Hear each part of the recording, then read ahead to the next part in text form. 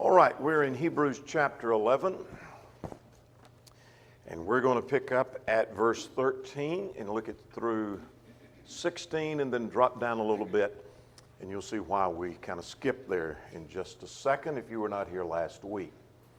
Let's review where we've been and where we're going. There are 2 points in the book of Hebrews. There's 2 major points. We finished the first major point and we're in the second major point. Christ is the way, being chapters 1 through 10 and 18. And starting in 10 and 19, don't give up. And that's where we are, don't give up. And we've looked at keeping the faith at the end of chapter 10, and we are in this section concerning examples of faith. And then next week we'll talk about the endurance of faith, and then finally the performance of faith. So we looked at examples of faith. Let's review the first 10 chapters.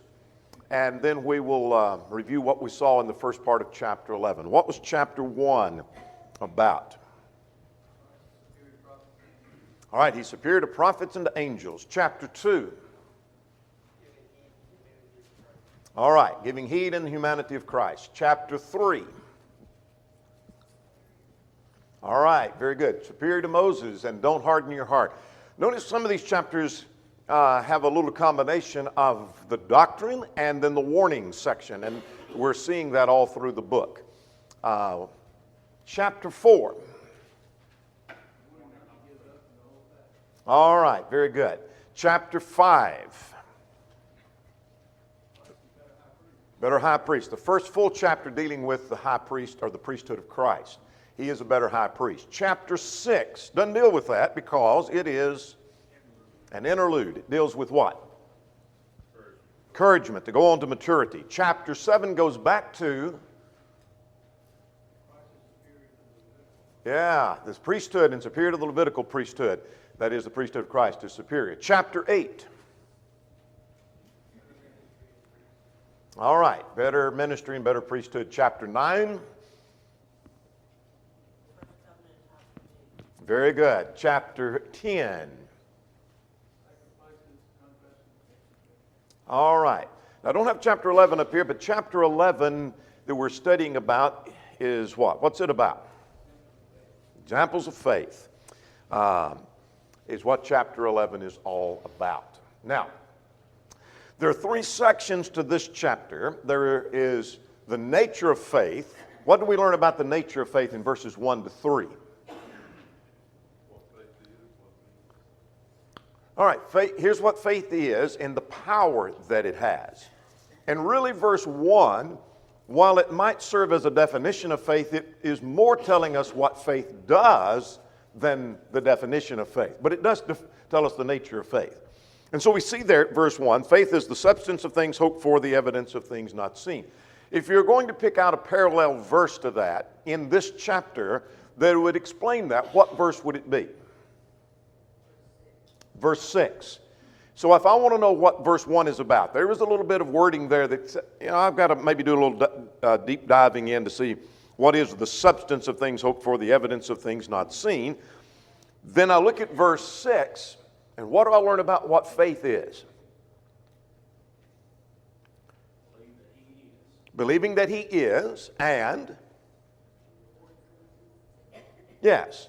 So not only do I have faith in God, whom I can't see, but I believe there's evidence of that, but I also believe that He's the rewarder. I have this confidence or substance of things hoped for, as well as the evidence of things not seen. I don't see God, but I see evidence of God.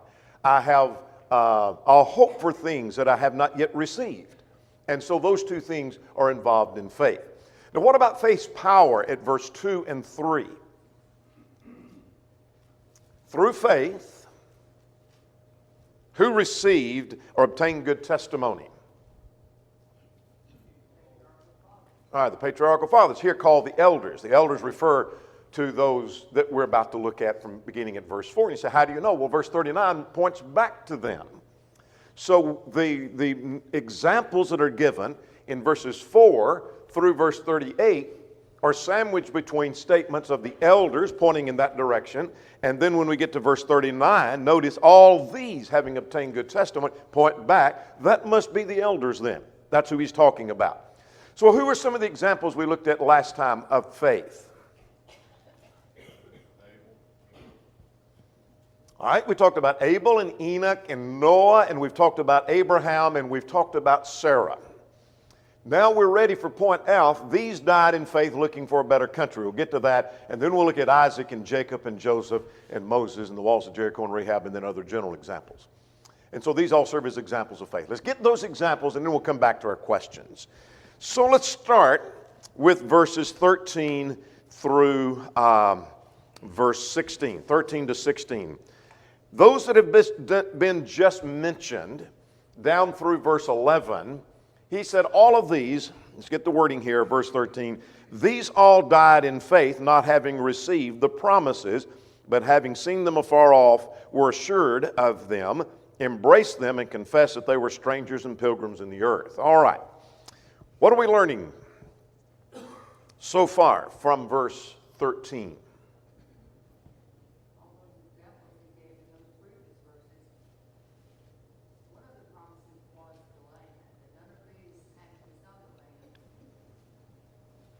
All right.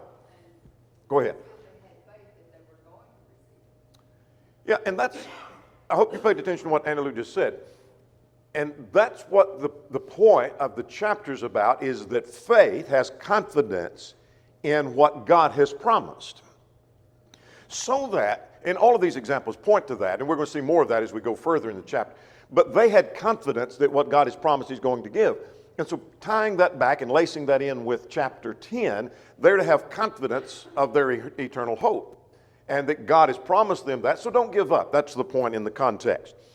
But notice at verse 13, these all died in faith. That is, by faith they were able to see the fulfillment of the promise while it was yet far off. They hadn't seen the fulfillment of it, but they could see the promise through faith. Faith enables us to see things we otherwise cannot see.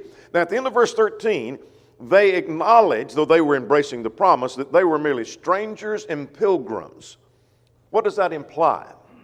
Look at verse 14 and verse 16 in connection with that. They were strangers and pilgrims. In other words, they said they were strangers and pilgrims.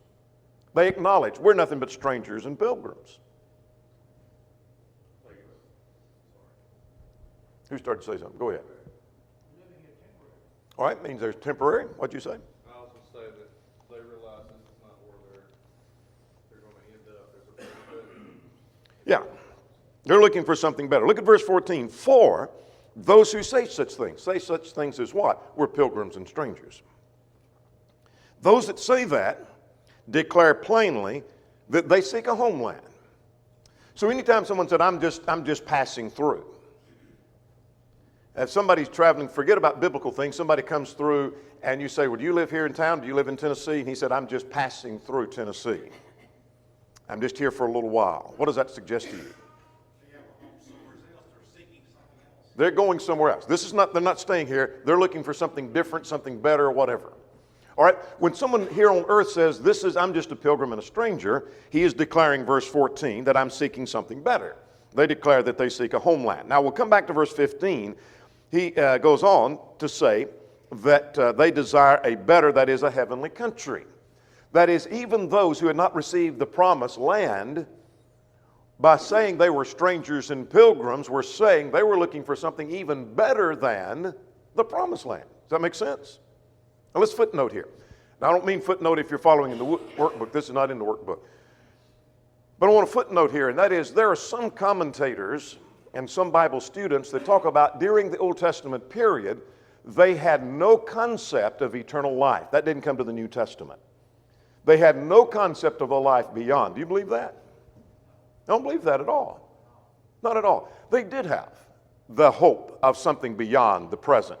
And I see that right here. They were looking for something even a heavenly home. Now let's get verse 15. What do you learn from verse 15 as you tie it with verse 16? If they called to mind that country, which they come out, they would have had opportunity to return, but they desire, etc. What do you learn from that?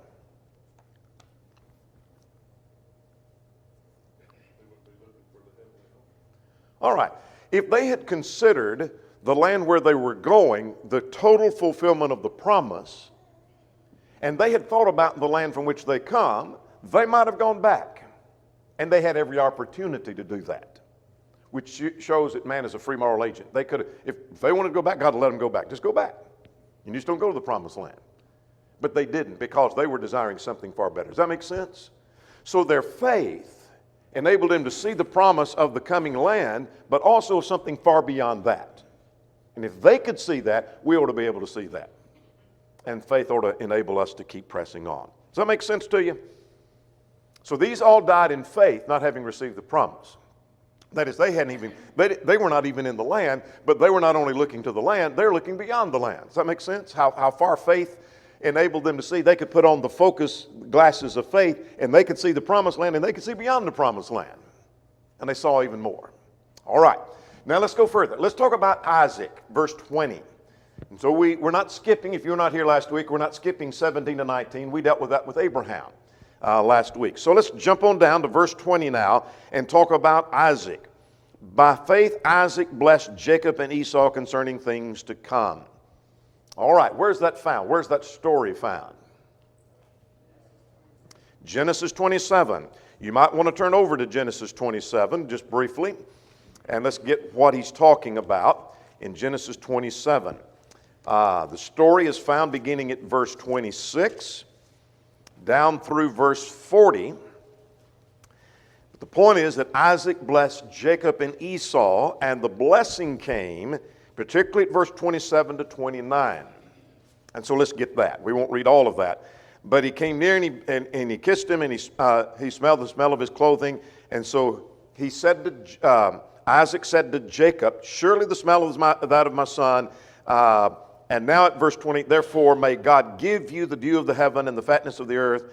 And then at verse 29, let the people serve you and the nations bow down before you. So he gave him the blessing. Now, the point in Hebrews is not to talk about how Jacob deceived Isaac, which is what's going on here.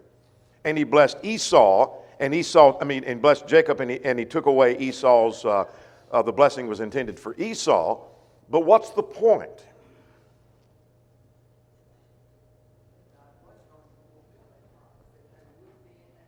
Yes. And it's all talking about how faith looked to the future. Does that make sense? And so if we get, well, wait a minute, let's go back to that story. Actually, there was deception used here. That's not the point. The point is that Isaac, by faith, looked to the future fulfillment of the blessing he had just pronounced. So here's what's going to happen in the future, which shows that Isaac had faith. Make sense? That's the whole point. That's all he's trying to say. Don't get bogged down in the details of the story. It's just the fact that he had faith because he looked to the future. That's what faith does. All right, what's the next example given in our text in Hebrews 11? All right, well, before Joseph, we have at verse 21, Jacob. That by faith Jacob, when he was dying, blessed each of his sons of Joseph and worshiped leaning on the top of his staff. Actually, there are two things that are mentioned here. He refers to some events right near the end of the life of Jacob. And in each of those he was, again, what's faith do? It looks beyond to the future. That's what faith does. And so our faith must do the same thing. All right. The first case he mentions is that of blessing the sons of Joseph, whose names are Manasseh and Ephraim. All right. That's found where? All right. Genesis 48 and 49. I want you to notice in Genesis chapter 48. Now, chapter 49 deals with his last message to his sons, but in Genesis 49, we don't have time to develop the whole story. And Genesis 48 of Jacob blessing the sons of Joseph, but Manasseh and Ephraim are now put on the status of being sons in the place of Joseph, as you recall that story in verses 1 to 7. But I want to drop down to verse 15 now. And that he blessed Joseph, and he said, God, before whom my father Abraham and Isaac walked, the God who has fed me all my life to this day, the angel who has redeemed me from evil, bless these lads, let my name be named upon them in the name of my father Abraham and Isaac, and let them grow into a multitude in the midst of the earth. Now, notice that last phrase. What does that tell you? Concerning Jacob, when he blessed them, he said, let them grow to become a multitude in the earth. That means he had faith, and his faith was the promise was going to be fulfilled. Does that make sense? They're going to grow into a multitude. That's all we're trying to see. Faith looks to the future. What was the second example given?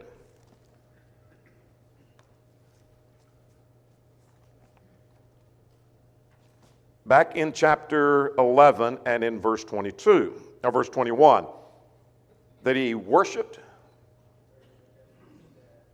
Yeah, he worshiped leaning on on his staff. Well, that's found where? Not in chapter 48. Showing the Bible's not always in chronology. Sometimes it mentions things out of chronology. Because we go back one chapter, chapter 47 now. So go back there just for a moment. And this is where Joseph vows to bury his father in Canaan.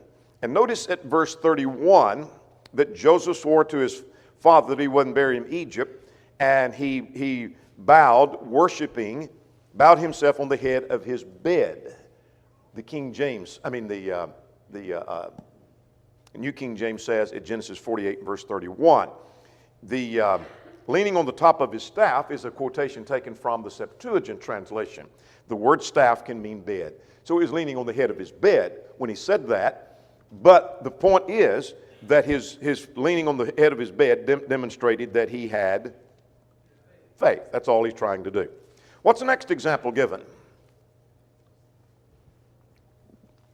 Verse 22. Joseph. What do we know about Joseph, verse 22?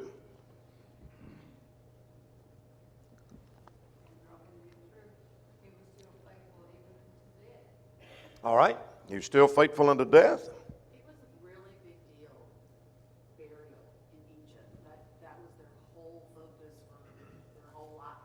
Like it was they were more focused on the afterlife than their lives. What happened when you were buried, they thought affected that. And the fact that he apparently did not allow them to bury him and said, one of these days we will return, and that he left his body there for, what was it, 400 years, something like that, waiting to return, that in that culture is a pretty big deal. Absolutely. Good point. Good point. All right, look at verse 22. And remember what we've been focusing on the examples. We're not looking at every detail of the story. We're looking at what faith does. And so at verse 21, by faith Joseph, when he was dying, made mention of the departure of the children of Israel and gave instruction concerning his bones. Where's this story found, by the way? Genesis 50 and verse 24. So when he made this statement about carrying his bones out of Egypt, that shows, finish my sentence now, that he had faith of things to come. That he thought they were going into the land that had been promised. If he thought they were going to die in Egypt, he wouldn't have said that. So it's again focusing on faith, has confidence in the things in the future. So let's stop and make some practical application of that before we go further. When somebody in the present day who's a member of the church finally just throws up their hands and says, I give up. I'm done. I'm tired of the problems. And I'm done with God, I'm done with church, I'm done with the Bible, I'm done. Shows, finish my sentence, they do not have faith that what's promised beyond is really going to happen. Does that make sense? Because if they had faith that if I remain faithful, I'm going to heaven, they wouldn't give up. Simple. Simple, simple. All right, go ahead.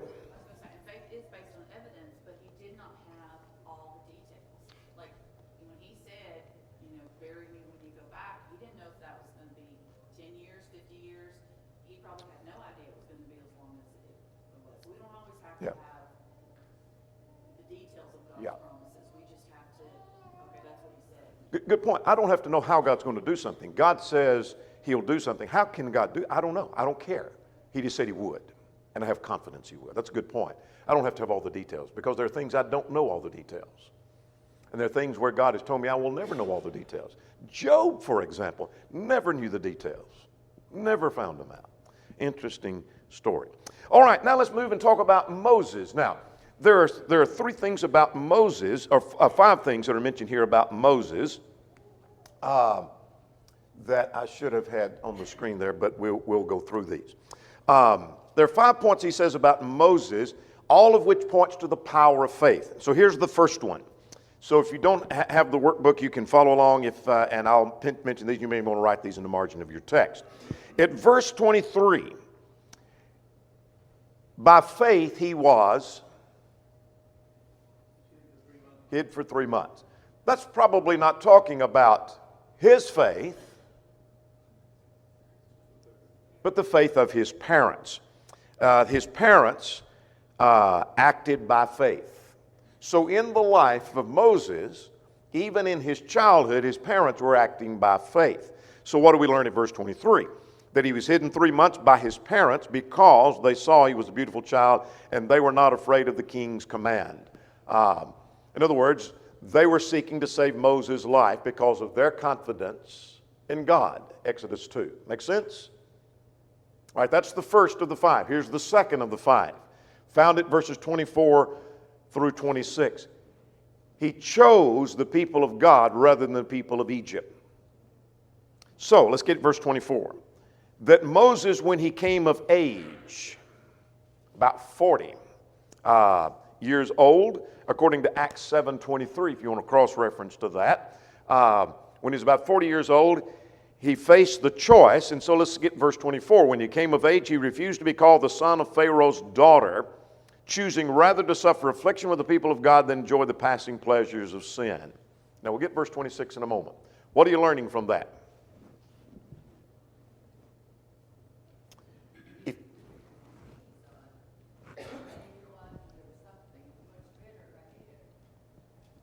Absolutely. You think now he's the son of Pharaoh's daughter. Some have speculated that he could have become an heir to the throne. I don't know, maybe so. But he had all the riches of Egypt. In fact, they're mentioned here in this context, considering the reproach of Christ rather than the riches, greater riches than the treasures of Egypt. He had access to all the treasures of Egypt and all the thrills of being in the palace of the king. And so the text is saying that he chose rather to be with the people of God and suffer with them than to enjoy all the pleasures of Egypt. Now notice at the end of verse 25, then enjoy the passing pleasures of sin. We'll come back to that. Let's just forget about the application of that. Then get to verse 26. Why did he do that? Yeah, he esteemed the reproach of Christ, in other words, the reproach that Christians suffer, like they were suffering, the Hebrews were suffering, greater riches than all the treasures because he looked to something beyond. He looked to the reward. In other words, he looked to the promise. And so that shows his faith. Does that make sense? Johnny, that ties back into what you said earlier about, of course, these people believed there was something else. Like that, you said maybe people think that, they never even knew there was something else. Well, of course they did. Because Sure. his parents, when it says they're not afraid, I think that basically is saying that they were unwilling to kill their child to save their own life and to Yes. save their own skin.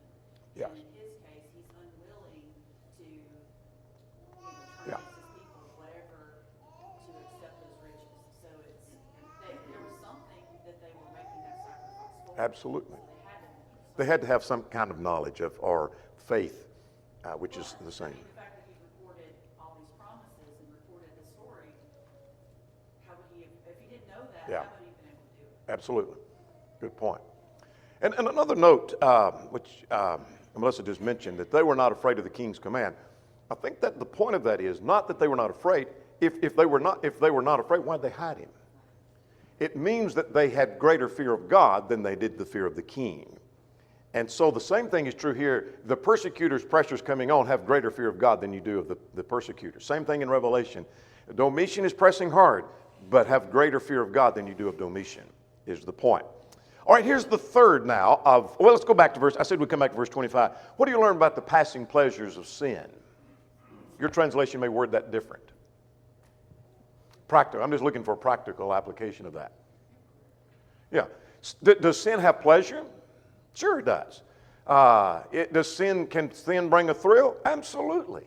But it's passing pleasure. And so what Moses was doing, he saw present pleasure, but he saw future reward, and he thought that was more valuable. Quite often we have so-called Christians looking at the present pleasure, future reward. They forget the future reward. They're interested in the present pleasure. Here's the third of the 5 things. Look at verse 27. By faith he forsook Egypt, not fearing the wrath of the king, for he endured as seeing him who is invisible. That's referring to what? His flight from Egypt he fled to Midian, Exodus chapter 2. And even though Moses did have some fear, Exodus 2:14 shows he did have some fear. But again, what's the point? We just mentioned it a moment ago. Had a greater fear and respect for God. And so it is not saying he wasn't afraid at all. Well, why did he flee? Why did he flee? He was fleeing after having killed the Egyptian. Remember in Exodus 2, he fled to Midian, and he was fearful of his punishment, so he fled to Midian. Now, the fourth is in verse 28. What's the fourth example? He did what? Kept the Passover. In instituting the Passover, there are 2 things that are involved. I believe McLister makes this point in his work, that there are 2 things involved. First, it shows he believed that God was going to kill the firstborn child. If he didn't believe that, God said he would. If he didn't believe that, then why institute the Passover and putting the blood on the doorpost? Number 1. Number 2, he believed that by putting the blood on the doorpost, their firstborn child would be kept from dying. Does that make sense? He believed 2 things. 1, God's going to do what he said, and God's also going to do what he said. God's going to kill those, and he's not going to kill ours. And so he kept the Passover. Shows faith. I believe what God said he'll do, he'll do. Now, the 5th is found in verse 29. Something he did by faith. Passed through the Red Sea. Talking about they're coming out of Egypt and going into the wilderness. And they passed through the Red Sea. That took faith to walk through and look at the waters piled up on the side and dried up on the other side, that I'm going to walk through and that water's not going to get me, because God took them through that. So he believed in the promise of God. So those are 5 examples. If you miss those, he was hid 3 months, number 1. He chose, secondly, to be the people with the people of God. Thirdly, he forsook Egypt. Fourthly, he kept the Passover. Number 5, he passed through the Red Sea. He did all that by faith. All right, let's go to the next example. What's the next one that's given? Doesn't mention a person, but mentions an event. Walls of Jericho fell. Where's this found? Not verse 30. Joshua 6. Yes, Joshua 6. And how does faith relate to that story?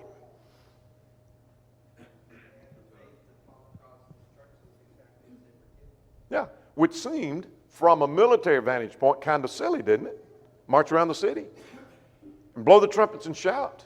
And on the 7th day, do it 7 times. Nothing's happened after the 6 days. And on the 7th day, you keep marching 7 times, blow the trumpets and shout, and then the wall's going to fall down. They had faith it would happen. They did it. They believed in the promises of God. All right, what's the next example that's given? Verse 31. All right, Rahab. Now, now she's a harlot, but she had faith. So what does the text tell us about her faith? She demonstrated her faith when she did exactly as they told her to do to be saved. Yeah, and she stated, Joshua 2, her faith in their God.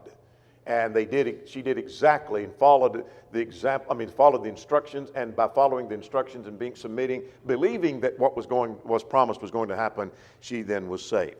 Now, there are other examples of faith in general. From this point now, 32 to 39, or 38 that should be, there are examples in general. And so we're going to look at 4 of those, but we're going to mention some of the rest of these.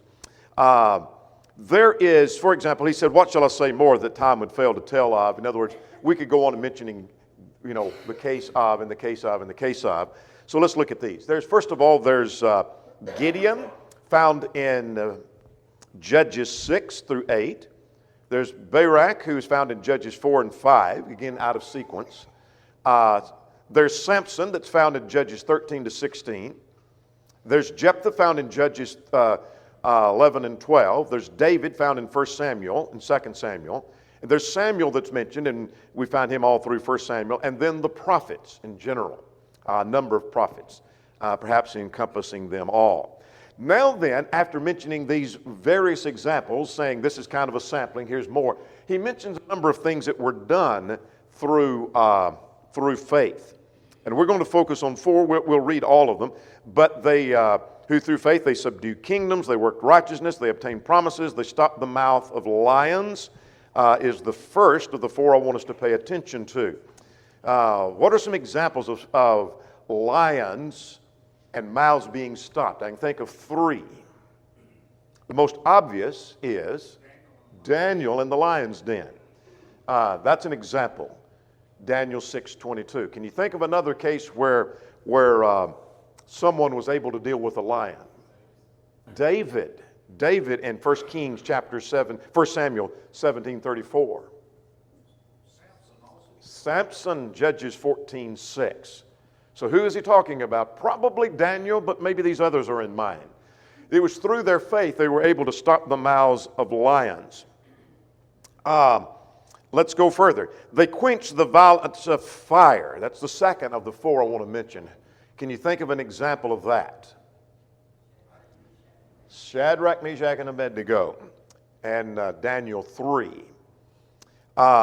They escaped the edge of the sword. Out of weakness they were made strong, became valiant in battle, turned to fight the armies of the aliens. Women received their dead raised to life again.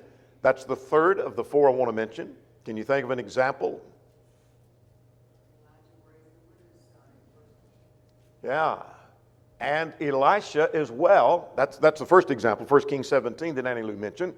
And then 2 Kings chapter 4. Elijah and Elisha both did that. Or in their stories, there were women who received their dead raised to life again. Others were tortured, not accepting deliverance, and that they might obtain a better resurrection. Still others had mockings of trials and scourgings, and of chains and imprisonment. Some were stoned. To stop right there. What am I if I am a Hebrew who received this letter initially, what am I supposed to learn from all of that? Here are people who had faith, but now he's mentioning not what faith. He didn't give them an example that by faith he was delivered or by faith he was. But some of these people went through mockings and scourgings and chains and imprisonments. What are they supposed to learn? You are the recipient of the book of Hebrews going through persecution. What are you supposed to learn from that? It's worth the cost, no matter what the cost. All right, it's worth the cost. What else? That's good. They endured, all right. All right. You're not alone. Others have suffered. I think the point, yes, is that just because you have faith doesn't mean you're not going to go through problems. So the promise of the book of Hebrews isn't, if you have faith, all these problems, the persecution, the threat of death, all going to go away. They may kill you. They may put you in prison. It may get so bad that they'll put you through mockings of trial. You may be tortured. You may be delivered to the lions. That may happen to you. But we've just noticed what faith does. Faith looks beyond, finish my sentence now, beyond the present to the future, including heaven itself. Make sense?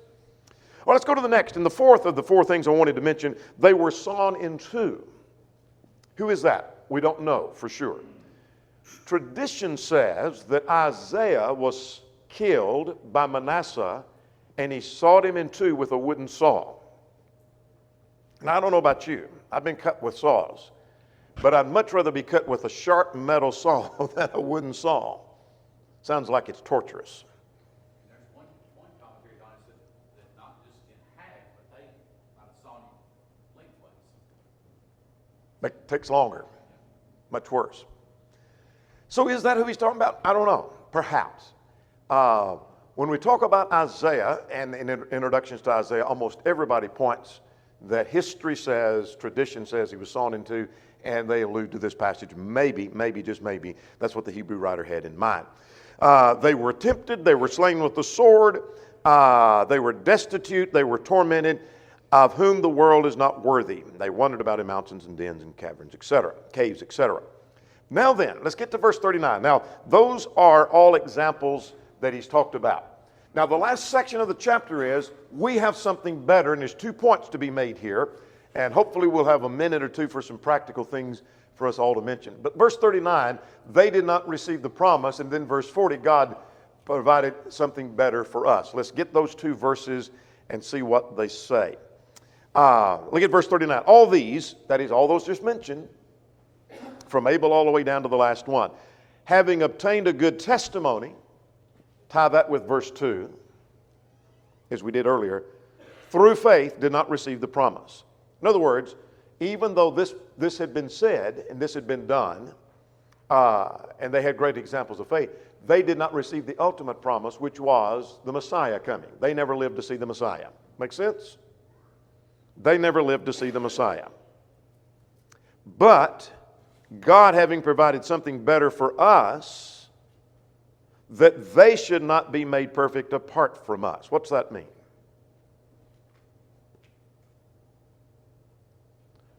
The whole point of the book is, through Christ, we have a better promise, we have a better covenant, we have a better priesthood, etc. And we have hope. Though the better things that we have in Christ, we have something better. We've received it. We live to see the Messiah. I don't mean literally so, but we're in the day of the Messiah. He's come. And so we're on this side of the promise being fulfilled, that these Old Testament worthies that had just been mentioned can receive that complete forgiveness along with us. We have something better, but they're not being blessed without us, and nor are we being blessed without them. Make sense? And you might tie a couple of passages with that, Hebrews 9:15 and Romans 3:25. Now, I want to mention one thing quickly, then we'll look and see if there's a practical thing. If you didn't have, there are several references alluded to. For example, when he mentions, for example, Abraham, he's alluding to the story of Abraham, but he doesn't tell us where that's found. There are direct quotations from the Old Testament in verse 5 and verse 18, and they're found in Genesis 5 and Genesis 21. Make sense? Many allusions throughout, many references, but these are the only 2 quotations. Now, let's take the rest of our time. Practical things you've learned from chapter 11 that you want to take home with you and you want to mention to everybody else. What do you learn? See an interesting parallel between chapter 11 and James chapter 2. Faith without works is dead. There's hardly a single text in this entire text where there's not some action that's mentioned. Goes along with the faith. So they want to dispute James chapter 2. They also have to contend with the entire chapter 11. Good point. Very good. Very good. Practical. Something you say, I got this out of this chapter. This is good. Verses 14 to 16, I think about, we get so caught up in what's going on around us in this world that we forget about this is not our home. That's where we start to lose faith. No matter what's going on around us, we need to remember we've got a better place. Absolutely. Here's something I learned, and that is that is there a place to fear man? I think these references we talked about, they didn't fear the king, they didn't fear. They did fear. The point is they feared God more. And so somebody's pointing a gun in my face and saying, you say again you believe in Christ, I'm going to shoot you. Am I afraid? You bet. I'm going to be shaking. I may die of a heart attack before he can pull the trigger. But the point is, I need to have faith in God and His promises greater than my fear of Him. Does that make sense? Hit your hand up. I was going to say verse 13 has been really important to me personally because we don't have to know everything that's going to happen in this world. We just have to know what the end goal is. We may never know why something's happened the way we do in this life. Good point. But we know something better. There's something better ahead. Chapter 12 next time. Shifting gears. Chapter 12.